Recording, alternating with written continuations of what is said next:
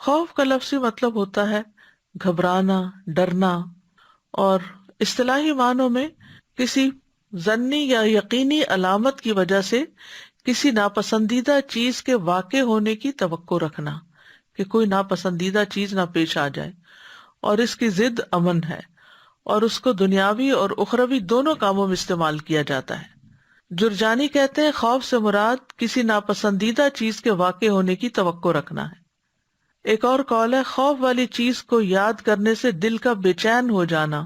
اور حرکت کرنا۔ ایک اور قول یہ ہے کہ دل کا اس بات سے ڈر جانا کہ کہیں اس کو ناپسندیدہ چیز نہ پہنچ جائے اور پسندیدہ چیز اس سے چلی نہ جائے، یعنی دونوں طرح کا ڈر ہوتا ہے کہ کہیں کوئی مس ہیپ نہ ہو جائے اور کہیں جو میرے پاس نعمتیں ہیں ان کا زوال نہ ہو جائے۔ خوف کی کئی قسمیں ہیں۔ خوف کے لیے لفظ خوف استعمال ہوتا ہے، اشفاق ہوتا ہے، خشیت ہوتی ہے، وجل ہوتا ہے، رہبت، ہیبت، یہ سارے الفاظ جو ہیں ملتے جلتے ہیں اور قرآن مجید میں استعمال بھی ہوئے ہیں۔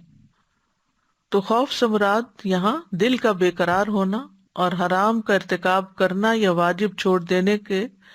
یا مستحب کاموں میں کوتاہی کرنے کی وجہ سے اللہ سے سزا کا خوف رکھنا، کہ اگر میں نے غلط کیا یا جو کرنا چاہیے وہ نہیں کیا یا پسندیدہ کاموں میں کوتاہی کی تو پھر میرا کیا بنے گا۔ اشفاق وہ ڈر ہوتا ہے کہ انسان ڈرتا ہے کہ اللہ نیک عمل قبول نہیں کرے گا، پھر نفس حرام کاموں سے رک جاتا ہے اور بھلائی کے کاموں کی طرف جلدی کرتا ہے۔ خشیت جو ہے یہ خوف سے زیادہ خاص ہے۔ خشیت اللہ کا ایسا خوف ہے جس کے ساتھ اللہ جل وعلا کی صفات کا علم ہوتا ہے۔ اسی لیے کہا جاتا ہے انما یخشی اللہ من عبادہ العلماء، کہ اللہ سے تو اس کے بندوں میں سے صرف جاننے والے ہی نہیں، جو اللہ کی معرفت رکھتے ہیں، اللہ کو پہچانتے ہیں، وہی ڈرتے ہیں۔ صحیح حدیث میں آتا ہے رسول اللہ صلی اللہ علیہ وسلم نے فرمایا خبردار، اللہ کی قسم میں تمہاری نسبت اللہ سے زیادہ ڈرنے والا ہوں اور تم سب سے زیادہ تقوی رکھنے والا ہوں۔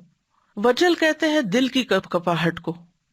اور ایسی ہستی کو یاد کر کے ٹکڑے ٹکڑے ہو جانا جس کی سلطنت اور اس کی سزا سے خوف کھایا جاتا ہو، یعنی سخت ڈر کسی بڑی ہستی کا کہ جس سے یہ ہوگا کہ انسان کا دل پاش پاش ہونے لگے۔ رہبت کہتے ہیں ناپسندیدہ چیز سے بھاگ جانے کو، اور ہیبت کہتے ہیں وہ خوف جس کے ساتھ اس ہستی کی تعظیم اور بڑائی ملی ہوئی ہو۔ ابن قیم کہتے ہیں پس عام مومن خوف رکھتے ہیں،